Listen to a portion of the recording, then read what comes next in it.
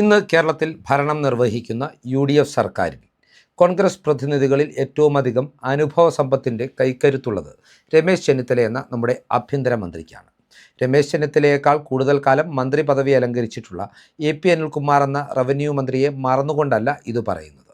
എന്നാൽ കേരളത്തിൻ്റെ കോൺഗ്രസ് രാഷ്ട്രീയത്തിലും ദേശീയ തലത്തിലെ കോൺഗ്രസ് രാഷ്ട്രീയത്തിലും ഏറ്റവും വലിയ ഉത്തരവാദിത്തങ്ങൾ ഏറ്റവും കാര്യക്ഷമമായി നിർവഹിച്ചുകൊണ്ട് തൻ്റെ കാര്യപ്രാപ്തി തെളിയിച്ചിട്ടുള്ള നേതാവാണ് രമേശ് ചെന്നിത്തല. ഡൽഹിയിൽ MP എന്ന നിലയിലും കരുണാകരൻ്റെ പ്രതിനിധി എന്ന നിലയിലും രാജീവ് ഗാന്ധിയുടെ വിശ്വസ്തൻ എന്ന നിലയിലും കോൺഗ്രസ് വർക്കിംഗ് കമ്മിറ്റി അംഗം എന്ന നിലയിലും യൂത്ത് കോൺഗ്രസ് ദേശീയ അധ്യക്ഷൻ എന്ന നിലയിലും അദ്ദേഹം കോൺഗ്രസ് ഹൈക്കമാൻഡിൻ്റെ ഭാഗമായി പ്രവർത്തിച്ചിട്ടുള്ള ആളാണ്. തൻ്റെ രാഷ്ട്രീയ ഗുരുവായ കരുണാകരൻ കോൺഗ്രസ് പാർട്ടി പിളർത്തി DIC എന്ന രാഷ്ട്രീയ പ്രസ്ഥാനം രൂപീകരിച്ചപ്പോഴാണ് ഒരു ഇടവേളയ്ക്ക് ശേഷം സംസ്ഥാന രാഷ്ട്രീയത്തിലേക്ക് KPCC അധ്യക്ഷൻ പദവി ഏറ്റെടുത്തുകൊണ്ട് രമേശ് ചെന്നിത്തല മടങ്ങി വരുന്നത്. കരുണാകരൻ ഉണ്ടാക്കിയ ആ പിളർപ്പിൻ്റെ ആഘാതം അതിജീവിക്കുവാനും അധികാരത്തിലേക്ക് തിരികെ എത്തുവാനും കോൺഗ്രസിനെ സംബന്ധിച്ചിടത്തോളം രമേശ് ചെന്നിത്തലയുടെ നേതൃത്വം ഏറെ സഹായകരമായി മാറിയ ഒരു ഘടകമായിരുന്നു. അതുപോലെ തന്നെ ഉമ്മൻചാണ്ടിയുടെ രണ്ടാം മന്ത്രിസഭയിൽ ആഭ്യന്തരമന്ത്രി എന്ന നിലയിലും രമേശ് ചെന്നിത്തല മികച്ച പ്രകടനമാണ് കാഴ്ചവെച്ചത്. ഈ അനുഭവ സമ്പത്തിൻ്റെ കൈക്കരുത്തിൽ തന്നെയാണ് അധികാരത്തിലേറി സത്യപ്രതിജ്ഞ ചെയ്തതിൻ്റെ പിറ്റേ ദിവസം തന്നെ രമേശ് ചെന്നിത്തല നമ്മുടെ നാട് നേരിടുന്ന ഏറ്റവും വലിയ വിപത്തായ ലഹരിക്കെതിരെ ഓപ്പറേഷൻ തൂഫാൻ എന്ന പദ്ധതി പ്രഖ്യാപിച്ചതും അതിപ്പോഴും വിജയകരമായി നടപ്പാക്കിക്കൊണ്ടിരിക്കുന്നതും. ഏതൊക്കെയാണെങ്കിലും നമ്മുടെ മുഖ്യ പ്രതിപക്ഷമായിട്ടുള്ള CPM VD സതീശൻ എന്ന മുഖ്യമന്ത്രിയെ വളഞ്ഞിട്ട് ആക്രമിക്കുമ്പോൾ ചെന്നിത്തല അവർ കേൾപ്പിക്കുന്ന പ്രഹരത്തിൻ്റെ ആഘാതം എത്രത്തോളം ഉണ്ടെന്ന് അവർ ഈ കഴിഞ്ഞ ദിവസമാണ് തിരിച്ചറിഞ്ഞത്. ചെന്നിത്തലയുടെ ഭാഗത്തു നിന്നുണ്ടാകുന്ന പല നീക്കങ്ങളും CPMന് വലിയ ഡാമേജ് സൃഷ്ടിക്കുന്നുവെന്നും തങ്ങളുടെ നേതാക്കളെ മുഴുവൻ അഴിക്കുള്ളിലാക്കുന്ന ഒരു നിലയിലേക്കാണ് ചെന്നിത്തല കാര്യങ്ങളെ എത്തിക്കുന്നതെന്നും ഇപ്പോൾ അവർ കൃത്യമായി തിരിച്ചറിയുന്നുണ്ട്. രമേശ് ചെന്നിത്തലയുടെ സർജിക്കൽ സ്ട്രൈക്കിൻ്റെ ആഘാതത്തിൽ വിറച്ചു നിൽക്കുന്ന CPMനെ കുറിച്ചും ചെന്നിത്തല എത്തരത്തിലാണ് CPMലെ ഉന്നതരായിട്ടുള്ള നേതാക്കളായിട്ടുള്ള MV ഗോവിന്ദനെയും ജോൺ ബ്രിട്ടാസിനെയും അറസ്റ്റ് ഭീതിയിൽ എത്തിച്ചതെന്നും പ്രേക്ഷകർക്കായി വിശദീകരിക്കുന്നതിനാണ് ഈ വീഡിയോ പങ്കുവെക്കുന്നത്. ഈ വീഡിയോയുടെ വിശദാംശങ്ങളിലേക്ക് കടക്കുന്നതിന് മുന്നോടിയായി പ്രിയപ്പെട്ട പ്രേക്ഷകർ കേരള സ്പീക്സിൻ്റെ YouTube ചാനൽ സബ്സ്ക്രൈബ് ചെയ്ത് ഞങ്ങൾക്കുള്ള പിന്തുണ ഇനിയും തുടരണം എന്നുകൂടി അഭ്യർത്ഥിക്കുകയാണ്. ഇവിടെ നമുക്ക് ഏവർക്കും അറിയാവുന്ന ഒരു വിഷയമാണ് പിണറായി വിജയൻ്റെ വീട്ടിൽ റെയ്ഡ് പൂർത്തിയാക്കി മടങ്ങിയ ED ഉദ്യോഗസ്ഥരെ ആക്രമിച്ച സംഭവം. ഈ സംഭവത്തിൽ പ്രതികളായ 25ഓളം CPMൻ്റെ പ്രാദേശിക നേതാക്കളും പ്രവർത്തകരും, മറ്റൊരു രീതിയിൽ പറഞ്ഞാൽ CPMൻ്റെ ഗുണ്ടാ സംഘം 2 മാസത്തിലധികമാണ് ജയിൽവാസം അനുഷ്ഠിച്ചത്. ഏറ്റവും ഒടുവിൽ ഈ കഴിഞ്ഞ ദിവസം കേരള ഹൈക്കോടതിയാണ് ഇവർക്ക് കർശന വ്യവസ്ഥകളോടുകൂടി ജാമ്യം അനുവദിച്ചതും പുറത്തു വരുവാനുള്ള സാഹചര്യം ഉണ്ടാക്കിയതും. ഏതൊക്കെയാണെങ്കിലും പ്രവർത്തകർക്കും പ്രാദേശിക നേതാക്കൾക്കും അല്ലെങ്കിൽ അക്രമി സംഘത്തിന് ജാമ്യം ലഭിച്ചതോടുകൂടി ഈ കേസ് അവസാനിച്ചു എന്ന് CPM നേതാക്കൾ വിശ്വസിച്ചിരുന്ന ഘട്ടത്തിലാണ് ചെന്നിത്തലയുടെ ഭാഗത്തു നിന്ന് നിർണായകമായിട്ടുള്ള നീക്കമുണ്ടായത്, സർജിക്കൽ സ്ട്രൈക്ക് ഉണ്ടായത്. ആ ഒരു നീക്കത്തിൻ്റെ ആഘാതത്തിൻ്റെ തരിപ്പിൽ നിന്ന് CPMൻ്റെ സംസ്ഥാന നേതൃത്വത്തിലെ പ്രമുഖർ ഇതുവരെയും മോചിതരായിട്ടില്ല എന്നതാണ് വസ്തുത. ED ഉദ്യോഗസ്ഥരെ ആക്രമിച്ച സംഭവത്തിൽ ഗൂഢാലോചനയുണ്ടായെന്ന് കേരള പോലീസ് നേരത്തെ തന്നെ വ്യക്തമാക്കിയിരുന്നു. എന്നാൽ അതുമായി ബന്ധപ്പെട്ട് കേരള പോലീസിൻ്റെ അന്വേഷണം എങ്ങും എത്തില്ല എന്ന ആത്മവിശ്വാസത്തിലായിരുന്നു CPM നേതാക്കൾ ഇതുവരെയും കഴിഞ്ഞു പോന്നിരുന്നത്. എന്നാൽ ഈ കേസിൽ അറസ്റ്റിലായുള്ള പ്രവർത്തകർക്കും പ്രാദേശിക നേതാക്കൾക്കും ജാമ്യം കിട്ടിയതിന് പിന്നാലെ നിർണായക നീക്കമാണ് ചെന്നിത്തലയുടെ നിർദ്ദേശപ്രകാരം കേരള പോലീസ് ഇപ്പോൾ നടത്തിയിട്ടുള്ളത്. ഈ കേസുമായി ബന്ധപ്പെട്ട് ചോദ്യം ചെയ്യലിന് ഹാജരാകുവാൻ കേരള പോലീസ് CPM സംസ്ഥാന സെക്രട്ടറിയായുള്ള MV ഗോവിന്ദൻ, പിണറായി വിജയൻ്റെ മനസാക്ഷി സൂക്ഷിപ്പുകാരനായ പിണറായിക്കും BJPക്കും ഇടയിലെ പാലമായിരുന്ന രാജ്യസഭാ MP ജോൺ ബ്രിട്ടാസ്, കോടിയേരി ബാലകൃഷ്ണൻ്റെ മകനും വിവാദ കഥാപാത്രവുമായ ബിനീഷ് കോടിയേരി എന്നിവർക്കിപ്പോൾ നോട്ടീസ് നൽകിയിരിക്കുകയാണ്. ഈ നോട്ടീസ് നൽകിയത് വെറുതെ ഒരു വിരട്ടലല്ല, നേരെ മറിച്ച് കൃത്യമായ തെളിവുകൾ അവർക്കെതിരെ സമാഹരിച്ചതിന് ശേഷമാണ് എന്നുള്ള റിപ്പോർട്ടുകളും പുറത്തു വരുന്നുണ്ട്. ഈ ആക്രമണം നടന്ന ദിവസത്തിൽ ആ മണിക്കൂറുകളിൽ ഈ നേതാക്കൾ തങ്ങളുടെ ഫോണുകളിൽ നിന്ന് ആരെയൊക്കെ ബന്ധപ്പെട്ടു എന്ന് കൃത്യമായി CDR വിളിച്ചു വരുത്തി പരിശോധിച്ചതിൻ്റെ അടിസ്ഥാനത്തിൽ ചില കണ്ടെത്തലുകൾ നടത്തിയതിൻ്റെ പേരിലാണ് ഇപ്പോൾ ഇവരെ ചോദ്യം ചെയ്യലിനായി വിളിപ്പിച്ചിരിക്കുന്നത്. കൃത്യമായി ഇതിലെ അപകടം മനസ്സിലാക്കിയ CPMൻ്റെ പ്രമുഖ നേതാക്കളായിട്ടുള്ള MV ഗോവിന്ദനും ജോൺ ബ്രിട്ടാസും ഈ വിഷയത്തിൽ അറസ്റ്റിനെ ഭയന്ന് മുട്ടിടിച്ചിരിക്കുകയാണ്. അതുകൊണ്ട് തന്നെ രാജ്യത്തെ പ്രമുഖ അഭിഭാഷകരിൽ നിന്ന് ഈ വിഷയത്തിൽ എന്ത് നിലപാട് സ്വീകരിക്കണം എന്നതിനെ ചൊല്ലി അവർ നിയമോപദേശം സ്വീകരിച്ചു കഴിഞ്ഞു എന്നും വാർത്തകൾ പുറത്തു വരുന്നുണ്ട്. ഇവിടെ കോടിയേരിയുടെ മകനായ ബിനീഷ് കോടിയേരിയെ കൂടി ചോദ്യം ചെയ്യാൻ വിളിപ്പിക്കുന്നു എന്നുള്ളത് CPM നേതൃത്വത്തിന് പുതിയ ഒരു തലവേദനയാണ്. പരസ്യമായി തൻ്റെ എതിർപ്പുകൾ ഒരിക്കലും പിണറായിക്കെതിരെ രേഖപ്പെടുത്തിയിട്ടില്ല എങ്കിൽ കൂടിയും തൻ്റെ പിതാവിൻ്റെ മൃതദേഹത്തോടടക്കം പിണറായിയും പാർട്ടിയും അനാദരവ് കാട്ടി എന്ന നിലപാട് ബിനീഷ് കോടിയേരി ഉള്ളിൽ സൂക്ഷിക്കുന്നുണ്ട് എന്നുള്ളത് അദ്ദേഹത്തിൻ്റെ മുൻകാല പല പ്രസ്താവനകളും പരിശോധിച്ചാൽ നമുക്ക് മനസ്സിലാക്കുവാൻ സാധിക്കുന്ന കാര്യമാണ്.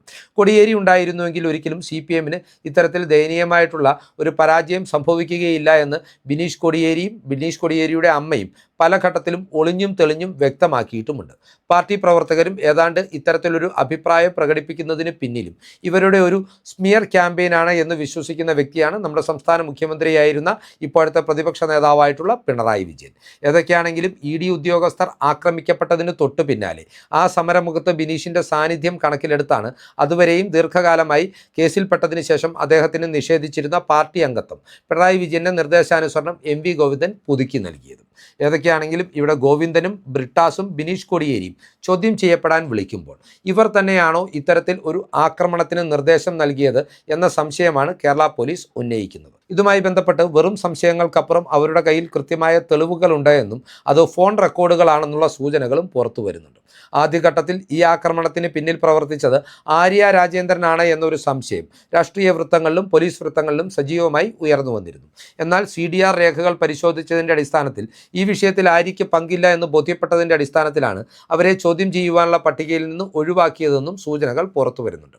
ആര്യയെപ്പോലെ തന്നെ കടകംപള്ളി സുരേന്ദ്രനും V ശിവൻകുട്ടിയും ചോദ്യം ചെയ്യലിൽ നിന്ന് രക്ഷപ്പെട്ടു നിൽക്കുന്നതും ഈ ഒരു വസ്തുതയുടെ അടിസ്ഥാനത്തിൽ തന്നെയാണെന്നാണ് രാഷ്ട്രീയ വൃത്തങ്ങളുടെയും നിരീക്ഷകരുടെയും നിഗമനം. ഏതൊക്കെയാണെങ്കിലും MV ഗോവിന്ദനും ജോൺ ബ്രിട്ടാസും ബിനീഷ് കോടിയേരിയും മാത്രം ചോദ്യം ചെയ്യലിന് വിളിപ്പിക്കപ്പെടുമ്പോൾ മറ്റു ചില വസ്തുതകൾ കൂടി ഈ ഘട്ടത്തിൽ നാം ഇതുമായി ബന്ധപ്പെട്ട് ചേർത്ത് വായിക്കേണ്ടതാണ്. അതിലൊന്നാമത്തെ കാര്യം എന്ന് പറയുന്നത് അക്രമി സംഘത്തിന് നേതൃത്വം നൽകിയ IP ബിനുവും ഈ നേതാക്കളും തമ്മിലുള്ള ബന്ധമാണ്. ബിനീഷ് കോടിയേരിയുടെ ഏറ്റവും അടുത്ത സുഹൃത്തും അതുപോലെ തന്നെ തിരുവനന്തപുരത്തെ ആടുതലിയുമാണ് IP ബിനു എന്നുള്ളത് CPMകാർക്ക് മാത്രമല്ല സംസ്ഥാന രാഷ്ട്രീയത്തിൽ തിരുവനന്തപുരം കേന്ദ്രമായി പ്രവർത്തിക്കുന്ന ഒട്ടുമിക്ക നേതാക്കൾക്കും രാഷ്ട്രീയ പ്രവർത്തകർക്കും പത്രലേഖകർക്കും അറിവുള്ള കാര്യമാണ്. അത്തരത്തിൽ IP ബിനു ഒരു ആക്രമണത്തിന് നേതൃത്വം നൽകിയിട്ടുണ്ടെങ്കിൽ തീർച്ചയായും ബിനീഷ് കോടിയേരിക്ക് അക്കാര്യത്തിൽ മനസ്സറിവുണ്ടാകും എന്ന കാര്യത്തിലും തർക്കം വേണ്ട. തീർച്ചയായിട്ടും ആ സമരമുഖത്തേക്ക് IP ബിനുവിൻ്റെ നേതൃത്വത്തിൽ ഗുണ്ടകൾ സംഘടിച്ചെത്തിയതിന് പിന്നിൽ ബിനീഷ് കോടിയേരിയാണോ എന്ന സംശയം സ്വാഭാവികമായും ഉയർന്നു വരാവുന്നതാണ്. എന്നാൽ ഇത്തരത്തിൽ ഒരു ആക്രമണം നടത്തുവാൻ ബിനീഷിന് ആര് നിർദ്ദേശം നൽകി എന്നുള്ളിടത്താണ് MV ഗോവിന്ദനും ജോൺ ബ്രിട്ടാസും സംശയനിഴലാകുന്നത്. ബിനീഷ് കോടിയേരിയെയും അക്രമി സംഘത്തെയും നേരിട്ട് ബന്ധപ്പെടുത്തുവാൻ കഴിയുന്ന ഫോൺ തെളിവുകൾ പോലീസിൻ്റെ കയ്യിൽ കിട്ടിയിട്ടുണ്ടെങ്കിൽ എന്തുകൊണ്ടാണ് MV ഗോവിന്ദനെയും ബ്രിട്ടാസിനെയും ചോദ്യം ചെയ്യലിന് വിളിച്ചു വരുത്തുന്നത് എന്ന ചോദ്യം ഉയർന്നു വന്നേക്കാം.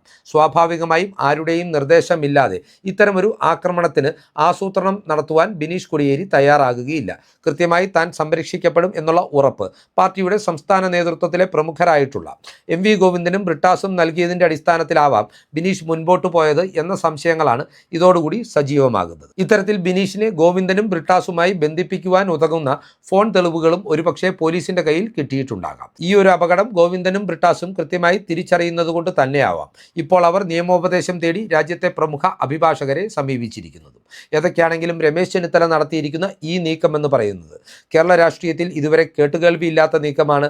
പാർട്ടി സെക്രട്ടറിയെയും പാർട്ടിയുടെ പ്രമുഖനായ നേതാവിനെയും അകത്താക്കുവാൻ പോലും താൻ മടിക്കില്ല എന്നും അക്രമം ഒരു രീതിയിൽ വെച്ചുപൊറുപ്പിക്കില്ല എന്നും CPM ഗുണ്ടായുസവുമായി കേരളത്തിൻ്റെ തെരുവിലേക്ക് ഇറങ്ങിയാൽ അതിനെ ഉരുക്കുമുഷ്ടി കൊണ്ട് നേരിടുമെന്നുമുള്ള രമേശ് ചെന്നിത്തലയുടെ കൃത്യമായ സന്ദേശമാണ് ഇതിലൂടെ പുറത്തു വന്നിരിക്കുന്നത്.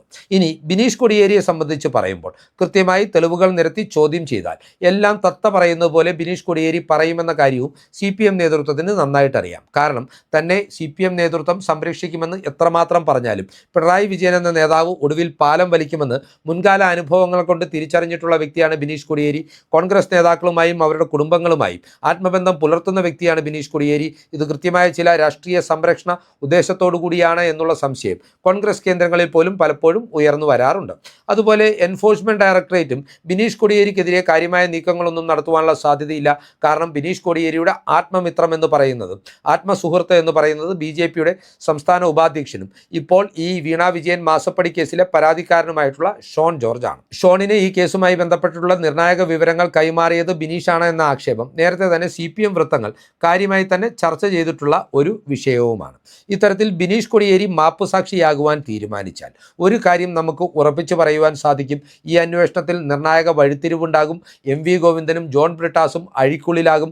ദീർഘകാലം ജയിൽവാസം അനുഷ്ഠിക്കേണ്ട സാഹചര്യങ്ങളിലേക്ക് ഈ നേതാക്കൾ എത്തിച്ചേരും.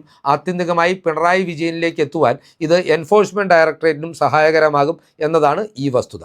രമേശ് ചെന്നിത്തലയുടെ നേതൃത്വത്തിൽ നടക്കുന്ന ഈ മിന്നൽ നീക്കങ്ങൾ സംസ്ഥാന CPMന്റെ അടിത്തറ ഇളക്കുമോ എന്നത് മാത്രമാണ് ഇനി കണ്ടറിയുവാനുള്ള കാര്യം. ഏറെക്കുറെ അത് സംഭവിക്കുമെന്ന് നമുക്ക് ഉറപ്പിച്ചു പറയുവാൻ തന്നെ സാധിക്കും. കാരണം അത്രമാത്രം മികവോടെ വിട്ടുവീഴ്ചയില്ലാത്ത മനോഭാവവുമായിട്ടാണ് കേരളത്തിൽ രമേശ് ചെന്നിത്തല പോലീസ് ഭരണം നടത്തുന്നത് എന്നുള്ളത് തന്നെയാണ് ഇതിനുള്ള സാധൂകരണം. ഈ ചിന്തകൾ പ്രേക്ഷകർക്കായി പങ്കുവെച്ചുകൊണ്ട് ഈ വീഡിയോ ഇവിടെ അവസാനിപ്പിക്കുകയാണ്. കൂടുതൽ രാഷ്ട്രീയ വാർത്തകൾക്കും വിശകലനങ്ങൾക്കുമായി ഞങ്ങളുടെ ചാനൽ സബ്സ്ക്രൈബ് ചെയ്യുക. നന്ദി.